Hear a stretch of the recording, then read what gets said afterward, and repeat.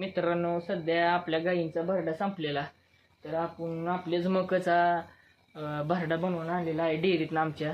मग नंतर तुम्हाला गोट्यातल्या गायी, तर ही कडबा खाऊन गायी सध्या आता पाणी पिऊन उभारलेत आहे. तुम्हाला दिसतच आहे व्हिडिओच्या माध्यमातून.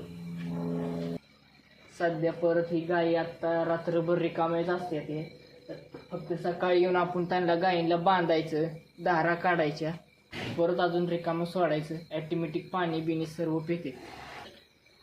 तर आता 7 वाजता गायी धारा काढून सोडायच्या.